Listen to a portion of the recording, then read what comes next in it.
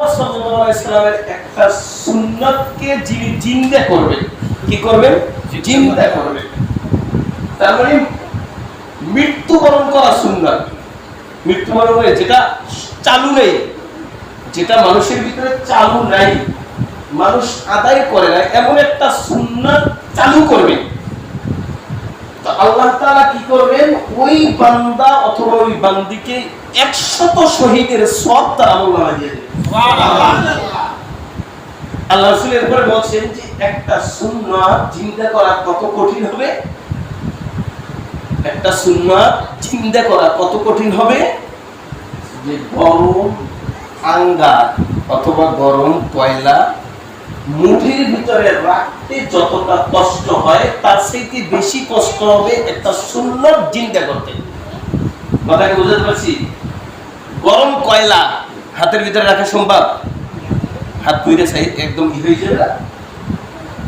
তো আল্লাহ রাসূল বলে এই একটা সুন্নাত জিন্দা করা তার চেয়েও বেশি কষ্ট যে একটি গরম কয়লা হাতের ভিতরে রাখতে যতটা কষ্ট হয়।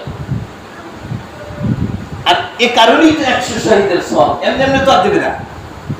আপনি যে একটা সুন্নাত জিন্দা করলে যে 100 শহীদ কারে কয়? যারা ইসলাম প্রতিষ্ঠার জন্য, জমিনের দ্বীন বাস্তবায়ন করার জন্য, কোরআনের আইন বাস্তবায়ন করার জন্য, রাসূলের সুন্নাত প্রতিষ্ঠা করার জন্য, আল্লাহর হুকুম বাস্তবায়নের জন্য অমুসলিমদের সাথে, নাস্তিকদের সাথে, কাফেরদের সাথে যুদ্ধ করে নিজের জীবনকে বিলিয়ে দিয়েছে একমাত্র আল্লাহর রাজি খুশির জন্য। কার রাজি খুশি? আল্লাহ রাজি খুশির জন্য জীবনকে বিলিয়ে দিয়েছে। তার একটাই উদ্দেশ্য, ইসলাম বাস্তবায়নের জন্য যদি আমার জীবন দিতে হয় আলহামদুলিল্লাহ, অন্য কোনো উদ্দেশ্য নাই। আর এ কারণে সে রাস্তায় গিয়ে যুদ্ধ করেছে, মার খেয়েছে, হত্যা হয়েছে, শহীদ হয়েছে, মৃত্যুবরণ করেছে। এইরকম 100 লোকের জীবন দিয়ে, 100 লোকের জীবন দিনের পথে বিলিয়ে দিয়ে যেই সওয়াব অর্জন করলো, মরে যাওয়া, পরে যাওয়া একটা সুন্নাত যদি কেউ জিন্দা করে ওই পরিমাণ সওয়াব আল্লাহ তাআলা আমলনামায় দিয়ে দেবে। সুবহানাল্লাহ। তার সওয়াব কি কম? বলা হয়েছে শহীদ যারা হবে আল্লাহ তাআলা হাসরের ময়দানে ওই বান্দা বান্দীদেরকে বলবে আজকে তোমাদের কোনো হিসাব নেওয়া হবে না। শহীদদের কি হবে না? কোনো হিসাব। শুধু তাই না, একটা জীবিত মানুষ যখন কাটা হয় গায়ের থেকে ছিটছিটে রক্ত পড়তে থাকে না, শহীদদের কিন্তু গোসল হয় না। যারা শহীদ হয় তাদের গোসলের প্রয়োজন নাই, গোসল নিষেধ।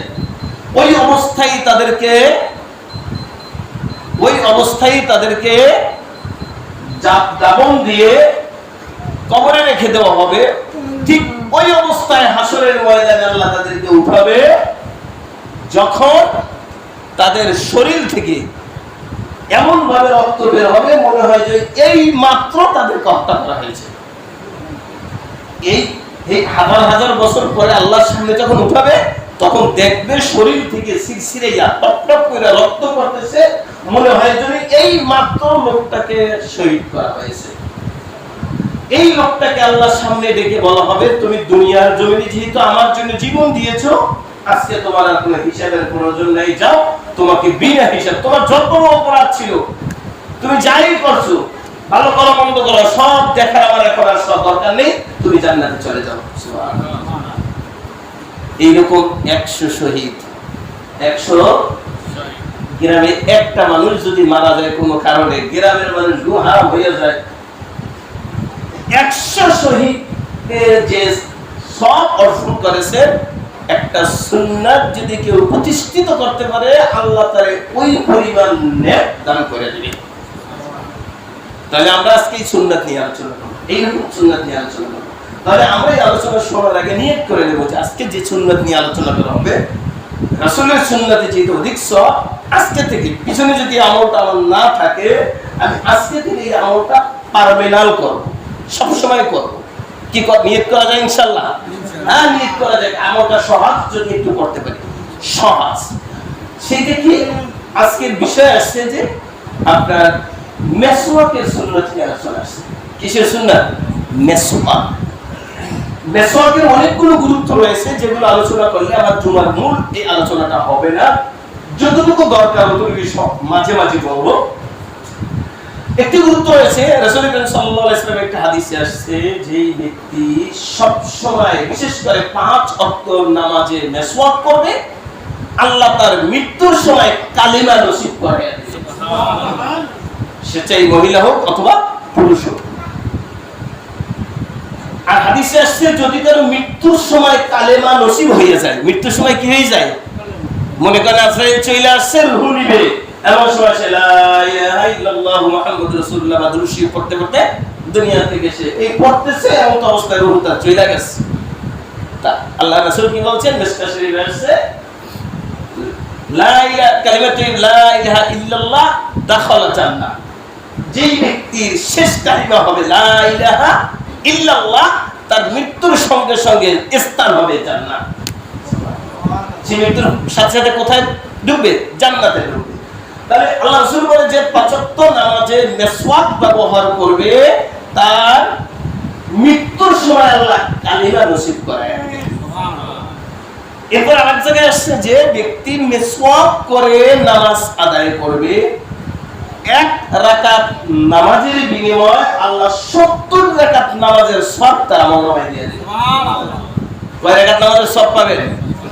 যিনি মেসওয়াক করে নামাজ পড়তে আসবেন, তিনি 1 রাকাত নামাজ পড়লে এই পরিমাণ সওয়াব পাইবে যে 70 রাকাত নামাজ পড়লে যেই পরিমাণ সওয়াব সে পাইত। তাহলে 1 ওয়াক্ত নামাজ যদি কেউ মেসওয়াক করে পড়ে, তাহলে 70 ওয়াক্ত নামাজের সওয়াব তার আমলনামায় দিয়ে দেওয়া হবে। সুবহানাল্লাহ। দেখেন আমি পুরো আপনাদেরকে বলছি, আল্লাহ তাআলা যদি আপনাকে আমাকে এই পুরস্কার নাও দেয়, এই পুরস্কার আল্লাহ যদি আপনাকে আমাকে নাও দেয়, তারপরও কিন্তু আল্লাহ তাআলার হুকুম মানতে আমরা বাধ্য। কি আল্লাহর হুকুম মানতে কি আমরা বাধ্য? পূর্বে বলেছি যে আল্লাহ মালিক, আমরা গোলাম। আল্লাহ মালিক, আমরা গোলাম। তিনি যদি আমাদেরকে পুরস্কার নাও দেয়, তিনি মালিক হইয়া হুকুম করলে আমরা গোলাম হইয়া মানতে সেটা বাধ্য নাকি? কিন্তু এরপর তিনি বলছেন যে তোমরা গোলাম হইছো, তাই বলে তোমাদেরকে আমি ছোট করে দেখছি না। তোমাদেরকে গোলাম বানাইছি তাই বলে আমি ছোট করে দেখছি না। তোমরা যেইভাবে কর্ম করবে, আমি কর্মের উপরে নির্ভর করে তোমাদেরকে আলাদা আমার পক্ষ থেকে কিছু পুরস্কার তোমাদেরকে দান করব। এক এক কর্মে, এক এক কাজে, এক এক ধরনের পুরস্কার আমি তোমাদেরকে দিয়ে দেব। সর্বশেষ যে পুরস্কার দেব, তোমরা যদি আমার হুকুমের উপরে পাবন্দী থাকো, আমার হুকুম ঠিকঠাক মেনে কবরে আসো, সর্বশেষ যে পুরস্কার দেব সেটা হবে বিনা হিসাবে আমি তোমার জান্নাত দিয়ে দেব। আর বান্দা জান্নাত পাওয়ার পরে আর কোনো চাহিদা থাকা কোনো কথাই থাকে না। জান্নাতই হলো বান্দার মেইন চাহিদা। কারণ জান্নাত মানে সে মুক্তি, জান্নাত মানে সে শান্তি, জান্নাত মানে তার আর কোনো জীবনে বাবা মুসিবত আসার কোনো আশঙ্কা নাই, জান্নাত মানে তার একদম চিরস্থায়ী সুখী, চিরস্থায়ী সুখী। কথা কি বুঝতে পারছি ভাই? তাহলে বলছিলাম যে মেসওয়াক করলে 1 রাকাত নামাজে কয় রাকাত নামাজের সওয়াব কি বলছিলাম? খেয়াল করুন, 1 রাকাতে 70 রাকাত নামাজের সওয়াব। এই জন্য রাসূল সাল্লাল্লাহু আলাইহি ওয়াসাল্লাম বলেছেন মুসলমান যেন প্রতিটা ক্ষেত্রে মেসওয়াক করে কাজ করে। তাহলে মেসওয়াকের গুরুত্ব আছে না নাই? তাহলে আমরা নামাজের আগে, মহিলা কিংবা পুরুষ সবাই নামাজের আগে আমরা মেসওয়াক করব। মেসওয়াক করব, নিয়ত করা যায় ইনশাআল্লাহ। মেসওয়াক কতটুকু কি হবে এটা সামনে বলছি। মেসওয়াক করব। আল্লাহ রাসূল সাল্লাল্লাহু আলাইহি ওয়াসাল্লামের একটা হাদিস আসছে, সুন্নাহ আহমদে আসছে, যে রাসূল সাল্লাল্লাহু আলাইহি ওয়াসাল্লাম বলেন মেসওয়াক করাটা আল্লাহ আমাদের হুকুম করেছে। কে হুকুম করছে? আল্লাহ হুকুম করছে মেসওয়াক করার ব্যাপারে। আমি আল্লাহ রাসূল বলতেছেন, আমি মাঝে মাঝে ভাবতাম, মাঝে মাঝে মনে করতাম যে আল্লাহ তাআলা নামাজের মতো আমার উপরে মেসওয়াক করাটা সম্ভবত ফরজ করে দিবে। আমি এটা মাঝে মাঝে ভাবতাম, কিন্তু আল্লাহ কি করেন? এটা ফরজ করেন, এটা সুন্নাত হিসেবে রয়ে গেছে। তাহলে গুরুত্ব অনেকগুলো আমল আছে, মেসওয়াকের ফজিলত অনেক কিছু আছে। এবং মেসওয়াক কিরকম হবে আমরা সেটা একটু পরে বলছি, আগে মেসওয়াকের সিস্টেমগুলো বলে দিচ্ছি। তাহলে মেসওয়াক করা সুন্নাত একটি আমল। 1 নম্বরে খেয়াল রাখবেন, মেসওয়াকের 6টা গুরুত্ব, এখানে 6টা মেসওয়াকের 6টা সুন্নাত নিয়ে আমরা আলোচনা করব। 1 নম্বরে নামাজের উজুতে মেসওয়াক করা। বলেন কিসের উজুতে মেসওয়াক করা? যে কোনো নামাজের আগে মেসওয়াক করা। উজু আছে, আপনার উজু আছে, উজু করার দরকার। মনে করেন উজু আছে, নামাজ পড়তে আসছেন, যেমন আসর বেড়ে আপনি ঘরে বাসায় গেছেন বা দোকানে বসছেন, মাগরিবের আগে উজু যায় না, এরকম বহু লোক আছে না? আজান দিছে ওই একই উজু দিয়া আপনি মাগরিবের নামাজ পড়তে পারেন। অনেকে মনে করে যে প্রতি ওয়াক্তে তাজা উজু করা লাগবে। মনে রাখবেন, উজু থাকা অবস্থায় কিন্তু উজু করা লাগবে। উজু থাকা অবস্থায় আপনি শিওর আপনার উজু আছে, এমন তো অবস্থায় উজু করা কিন্তু মাগরিব।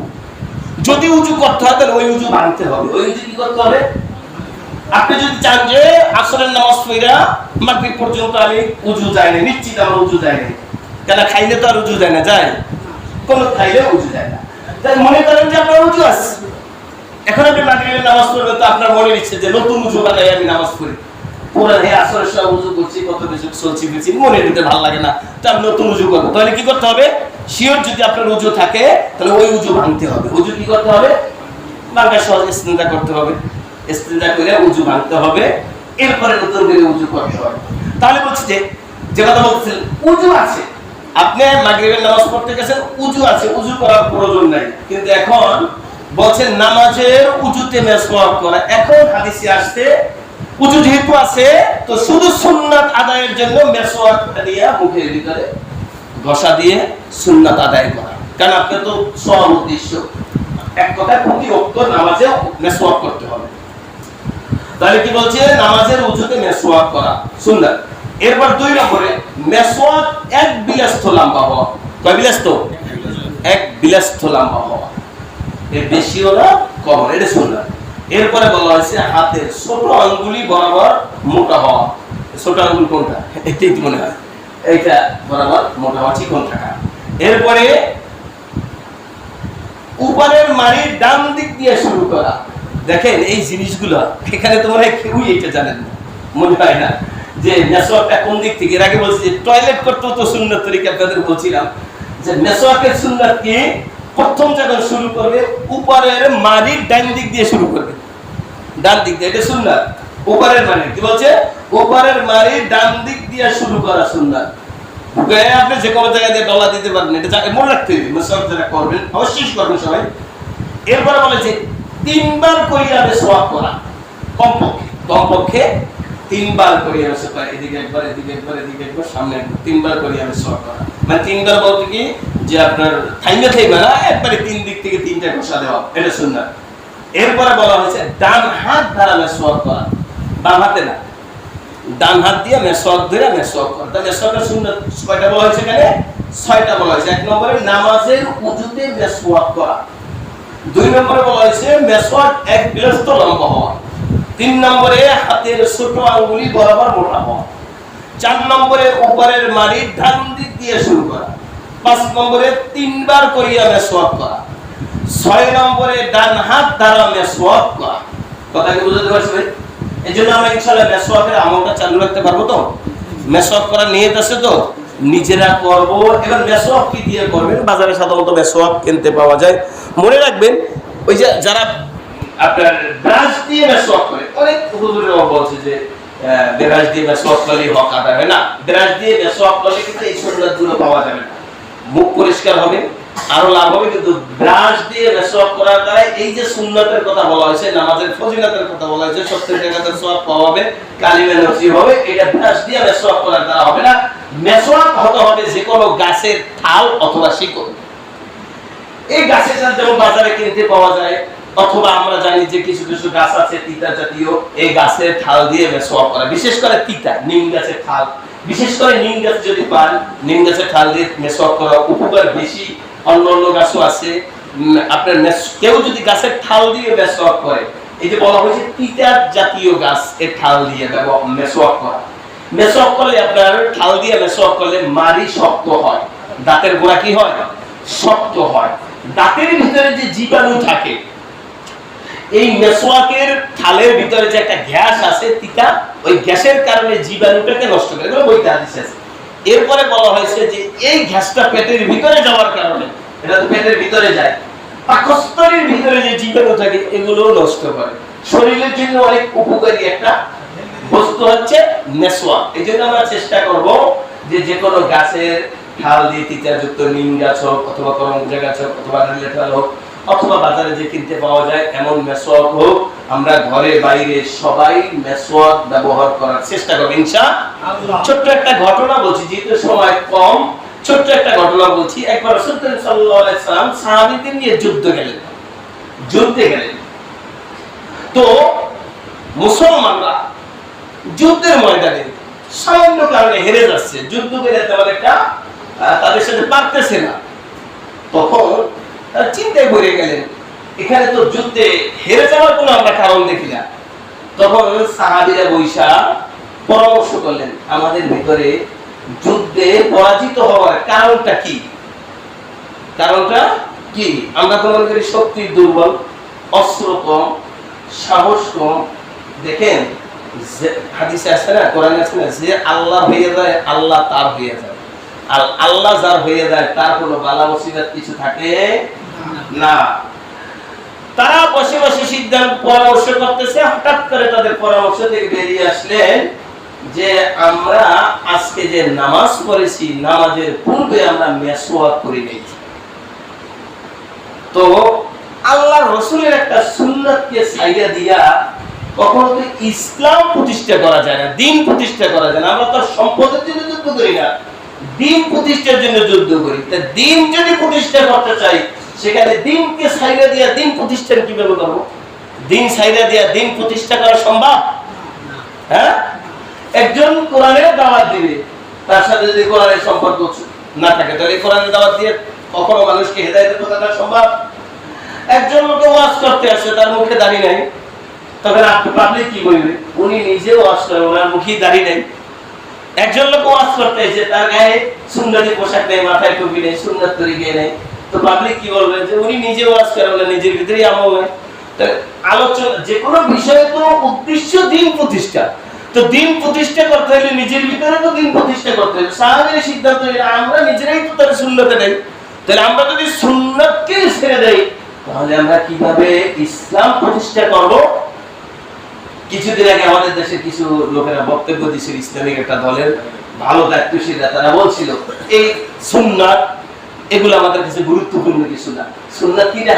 গুরুত্বপূর্ণ কিছু না, ওটা যার যার ব্যক্তিগত ব্যাপার। আমাদের কাছে গুরুত্ব হচ্ছে শুধু ফরজ হুকুম।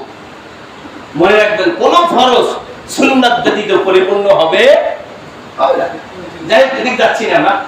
তো সাহাবীরা বললেন যে একটা সুন্নাত ছেড়ে দেওয়ার কারণে আমরা বারবার হেরে যাই, তাহলে কি করতে হবে? সবাই মেসওয়াক হাতে নাও, সবাই মেসওয়াক করো, এই সুন্নাত আদায় করো। এরপর আমরা যুদ্ধের ময়দানে নামি। কিতাবে আসছে সহিহ ঘটনা, কিতাবে আসছে তারা সবাই মেসওয়াক নিয়ে যখন দাঁত ঘষা শুরু করে দিলেন, কাফেরদের যারা গোয়েন্দা তারা এটা ফলো করছে, দূর থেকে দেখছে, তারা দাঁত ঘষতেছে, মেসওয়াক করতেছে। তখন গোয়েন্দারা তাদের কাছে বললেন যে আজকে আপনাদের সাথে যুদ্ধের দরকার নাই। কেন? এতদিন তো তারা অস্ত্র দিয়ে আমাদের সাথে যুদ্ধ করে হত্যা করছে, আমরা দেখে আসলাম তারা ধীরভাবে দাঁত পরিষ্কার করতেছে, দাঁত ঘষতেছে, আমাদের ধারণা তারা চাবাই আমাদেরকে খাইয়ে ফেলাইবে, সুতরাং তাদের সাথে আমরা পারবো না, আমরা এখান থেকে পালাও। তার মানে কি? যুদ্ধ ছাড়া একটা সুন্নাত আদায় করার কারণে, একটা সুন্নাত আদায় করার কারণে রক্ত দেওয়ার প্রয়োজন হয় নাই, শরীরের শক্তি দেওয়ার প্রয়োজন হয় নাই, আপনার শ্রম দেওয়ার প্রয়োজন হয় নাই। আল্লাহ তাআলা, এটা তো আল্লাহ তাআলার মাধ্যমেই হয়েছে না, এমনি এমনি হয়েছে? আমার দিক তাকান, এমনি এমনি তো হয় নাই, হয়েছে আল্লাহ তাআলা তার অন্তরের ভিতরে ভয় ঢুকাইয়ে দিয়েছে। ওই জাতির অন্তরে কি ঢুকাইয়ে দিয়েছে? ভয় ঢুকাইয়ে দিয়েছে। কি কারণে? রাসূলের একটা সুন্নাত তারা আদায় করার কারণে। রাসূলের একটা সুন্নাত আদায় করার কারণে আল্লাহ তার ভিতরে কি ঢুকিয়ে দিয়েছে? একটা ভয় ঢুকিয়ে দিয়েছে যে হায়রে না, তাদের সাথে যুদ্ধে যাওয়া সম্ভব নয়, যুদ্ধে ফিরে ওঠা সম্ভব নয়।